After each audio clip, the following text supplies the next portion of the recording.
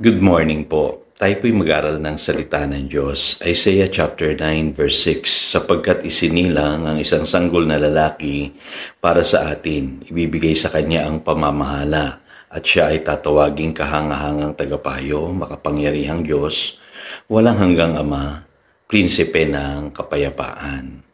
Pag-asa ng pagbabago. Lahat po tayo ay umaasa ng pagbabago sa ating po mga personal na buhay, sa ating pamilya, at maging sa ating lipunan. At hindi po masama na tayo po'y umasa sa ating pong gobyerno na ito po'y magbago. Kaya lamang po marami po ang nadidisappoint. Bakit po kaya? Kasi po talagang wala pong perpektong gobyerno. Tanging ang gobyerno lamang po ng Panginoong Hesus na ipinangako po rito sa Isaiah chapter 9 verse 6 ang tunay na gobyerno na makakatugon sa pangangailangan po ng tao.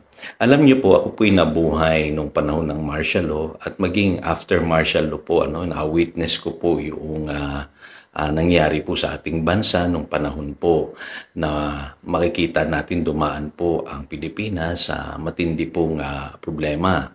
At hindi lamang yan, nakita ko rin na maraming mga pagbabagong nagaganap, pero at the same time, marami rin pong mga disappointments. At alam niyo po, katulad ng ibang tao, ay nagaya ko rin po yung mentalidad ng marami sa ating mga kababayan na sa halip na mag-isip ng tama ay kadalasan nagrereklamo po ako against the government.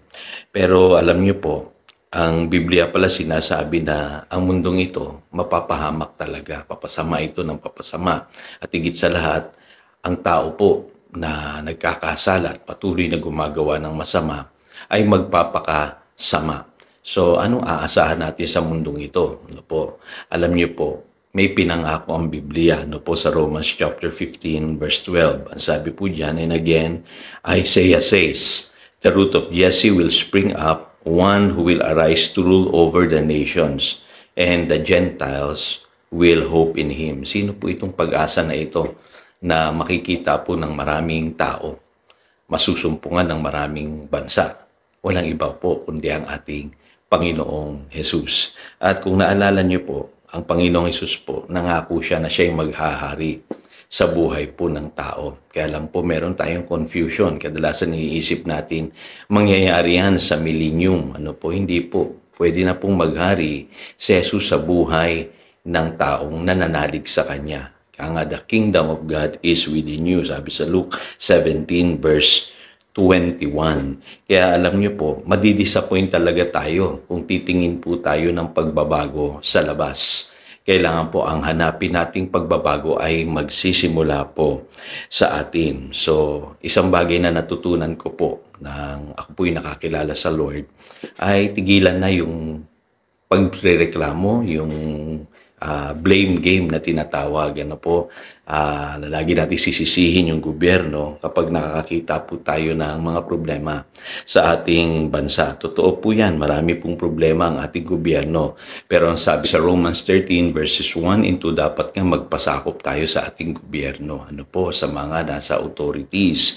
At sa 1 Timothy chapter 2 verses 1 and 2, dapat pa ipanalangin natin sila. So yun po ang gampanin natin. Ipanalangin ng ating gobyerno, magpasakop po sa mga nangunguna sa atin. Noon po kasi napasama din po sa mga grupo po ng mga aktivista. Alam niyo po, yung dala ng kabataan, akala natin ang solusyon sa totoong pagbabago ay yung pagbabago ng gobyerno. Hindi po. Malinaw sa Biblia, all governments will fail.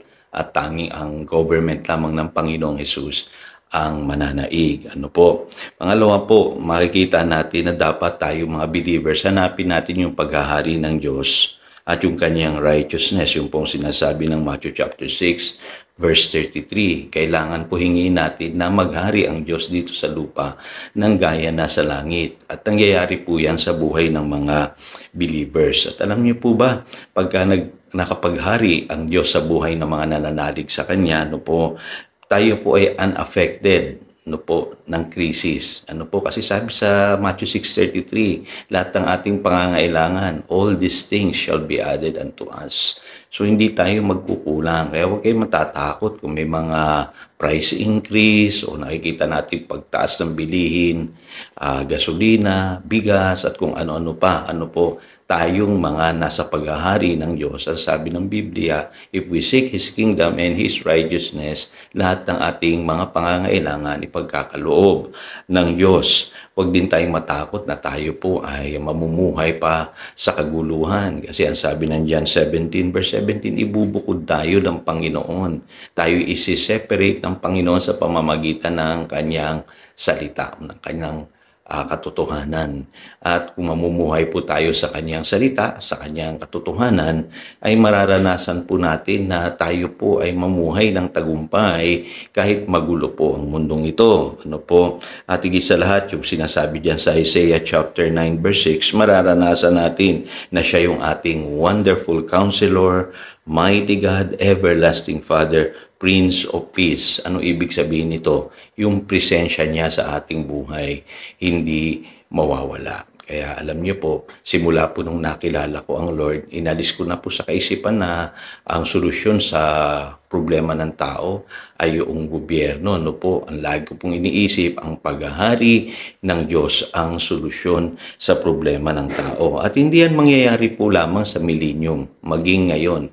Kaya tayong pagharian ng Diyos sa pamamagitan ng ating pananalig sa kanyang anak na si Jesus.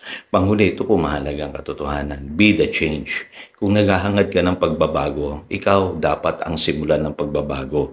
At ang sabi ng Colossians chapter 1 verse 27, to them God has chosen to make known among the Gentiles the glorious riches of this mystery, which is Christ in you, the hope of glory. Yun naman pala, ano po, malinaw diyan sa Colossians chapter 1 verse 27. Christ in you, the hope of glory. Si Kristo sumasa atin. Tayo po pala yung pagbabago. Ano po?